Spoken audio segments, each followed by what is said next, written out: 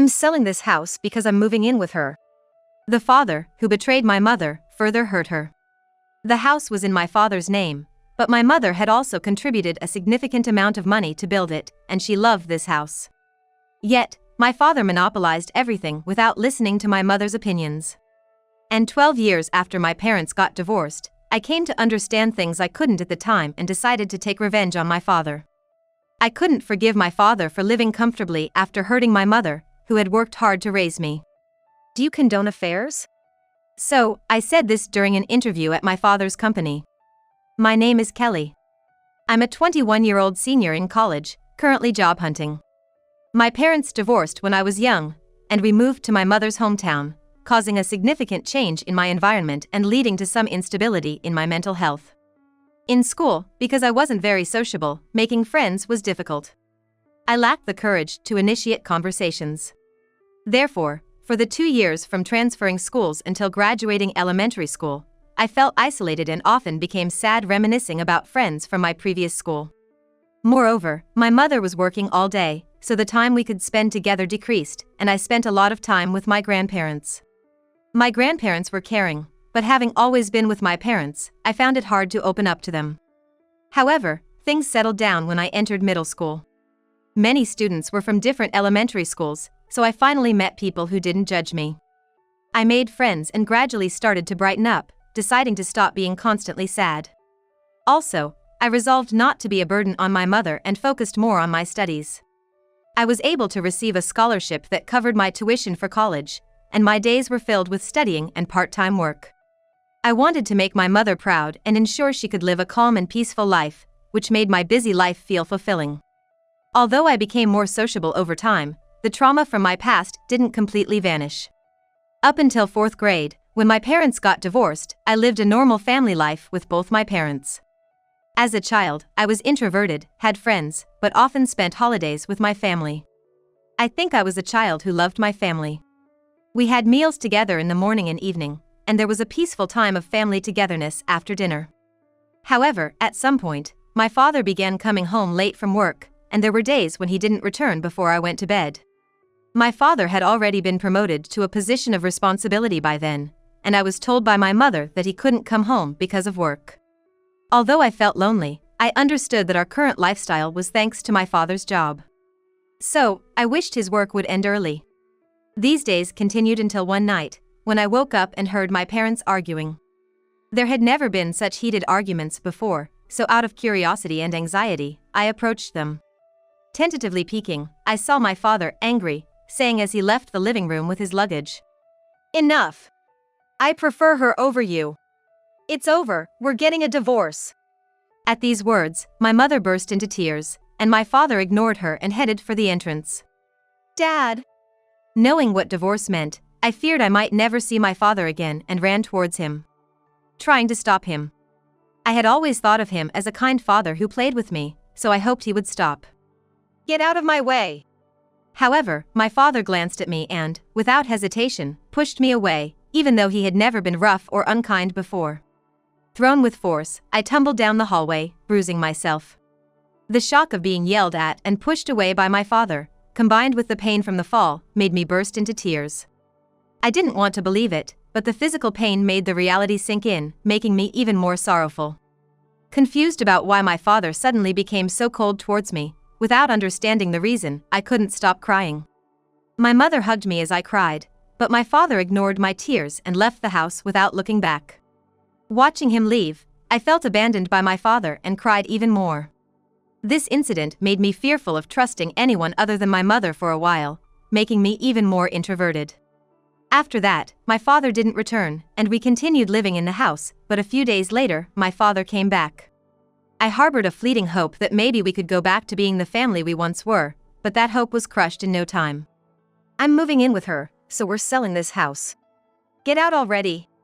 Showing the documents to Mom, he declared that this house was built when I was still young, but I remember Mom being so happy that we had our own home.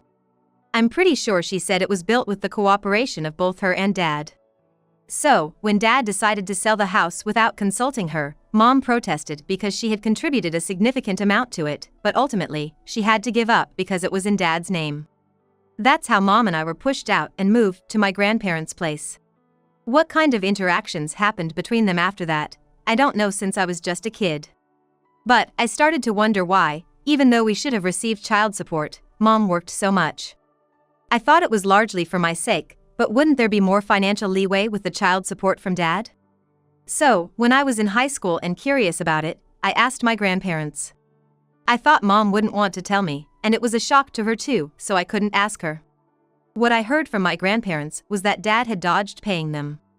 Mom had contacted him numerous times because nothing was being deposited, but after he went completely silent, she decided to prioritize our future lives and gave up.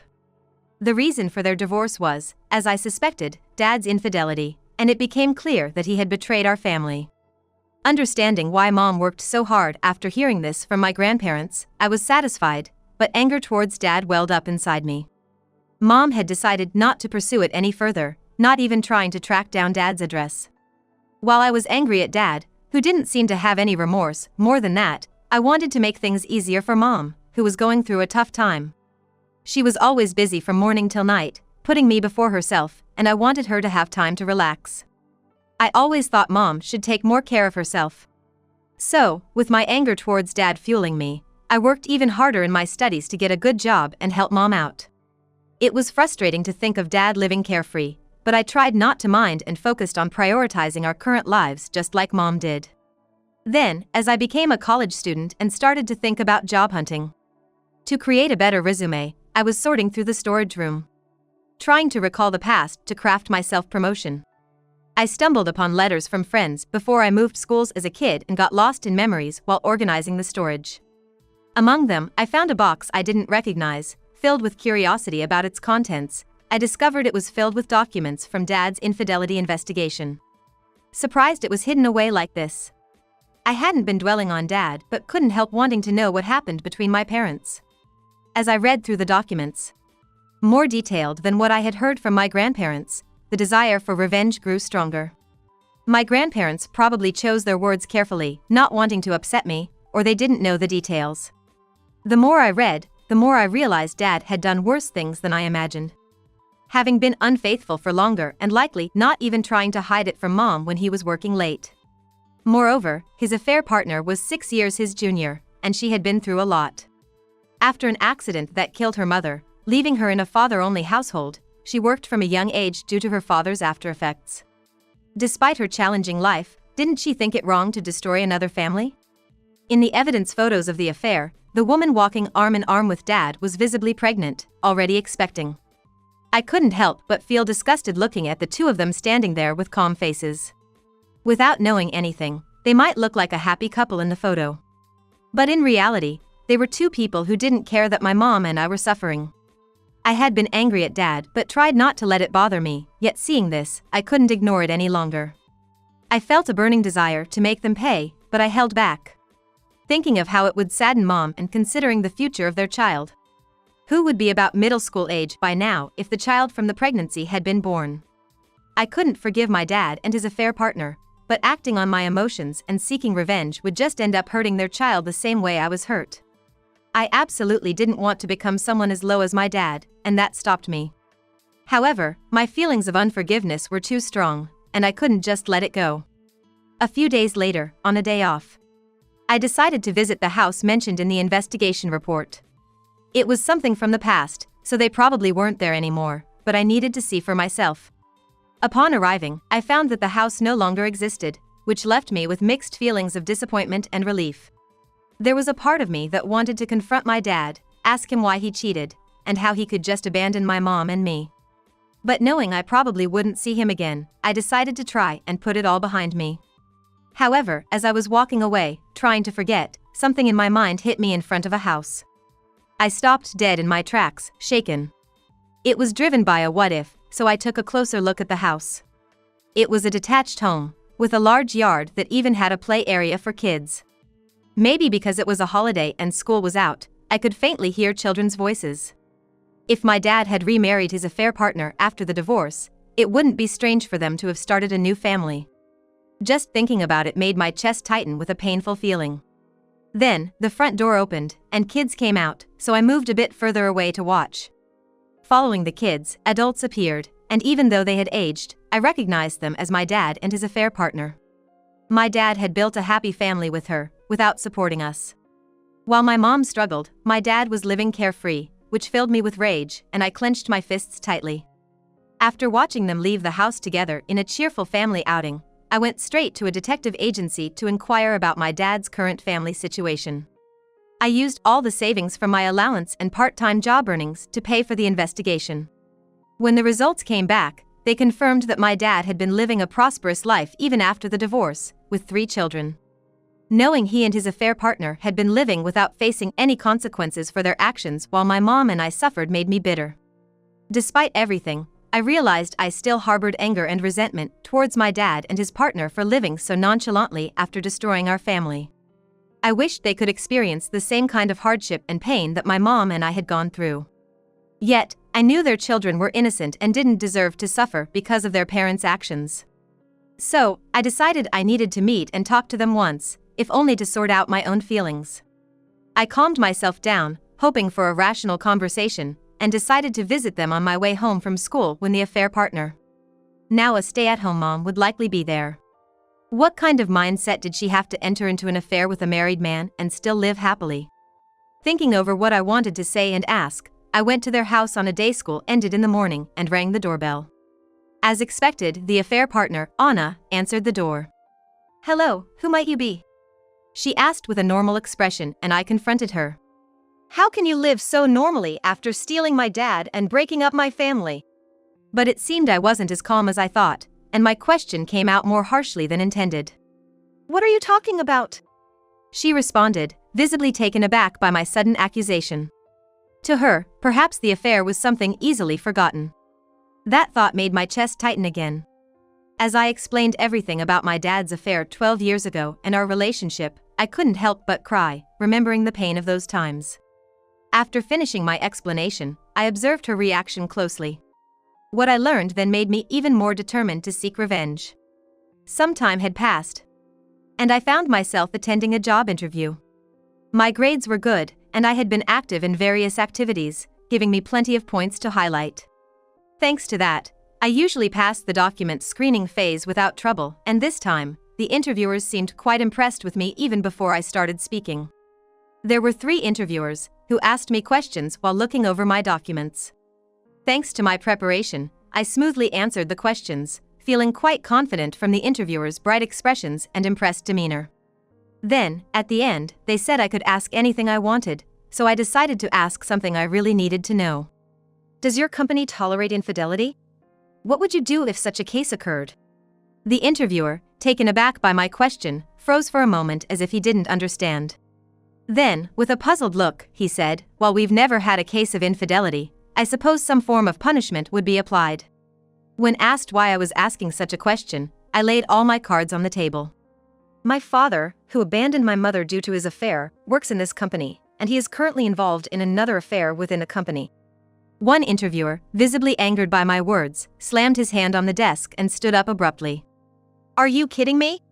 How dare you say such nonsense here?" he shouted, and I immediately retorted. "Please, don't shout just because I hit a nerve, Dad."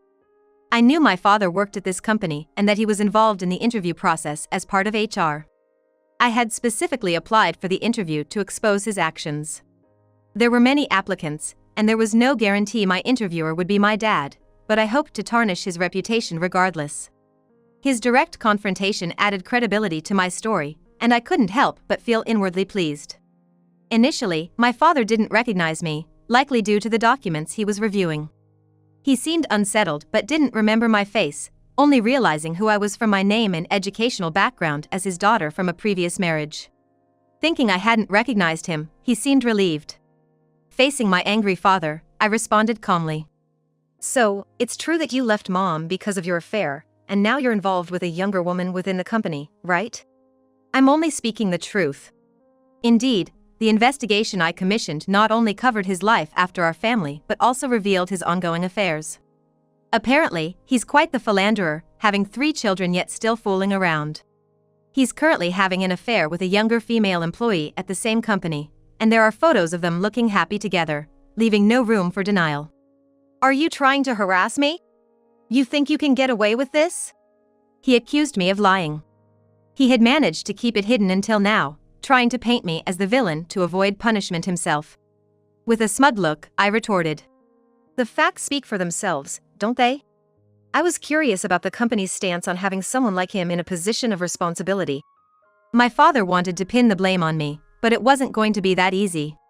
The other two interviewers, having witnessed our exchange, looked gravely concerned. To them, I presented the final blow by showing proof. By the way, here's the investigative report on my father's affair. I trust you'll review it and take appropriate action. My father tried to downplay my accusations, but I handed the investigative report from the detective agency to the other interviewers, asking for a proper response to the infidelity. As my father attempted to grab me, I dodged and left him with one last remark. Anna knows about this, too. She said she's coming to the company today.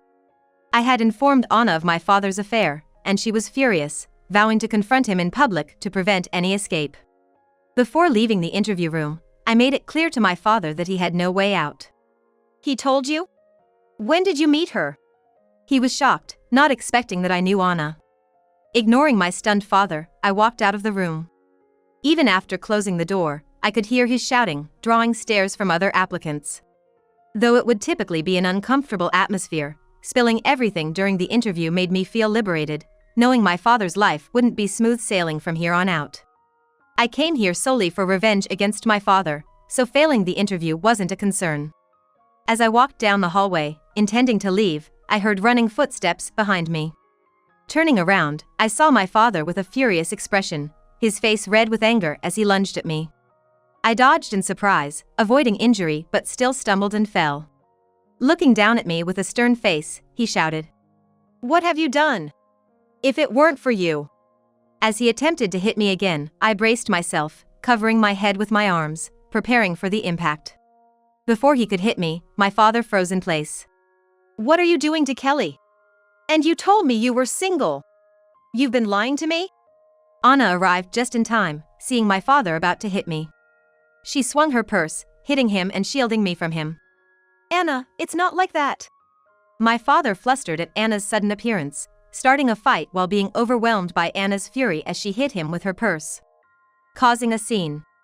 It turned out Anna didn't know my father was married when I confronted her about the affair. "I'm sorry, I didn't know. It must have been hard for you. I'll definitely make amends. I'm really sorry." She apologized tearfully. Further conversations revealed that she met my father through work. He had been helping Anna, who was struggling in a single-parent family. My father had hidden his marital status, leading to their relationship. Anna, living with her father who had after effects from an accident, worked right after high school, which naturally led to her developing feelings for my father, who was helping her out. I had always thought the affair partner would be a terrible person, but it turned out Anna was another victim of my father. Anna was unaware of my father's deeds until now. I then remembered that Anna had been pregnant at the time. Perhaps he didn't want to burden a pregnant woman. While contemplating this, I watched Anna apologizing with tears streaming down her face.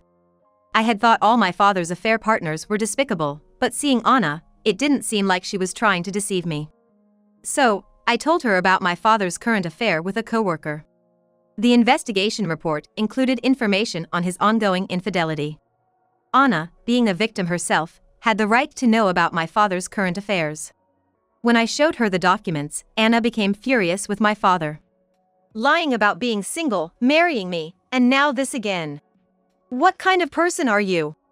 I will never forgive you." The betrayal by my father deepened Anna's anger, and we decided to take revenge together.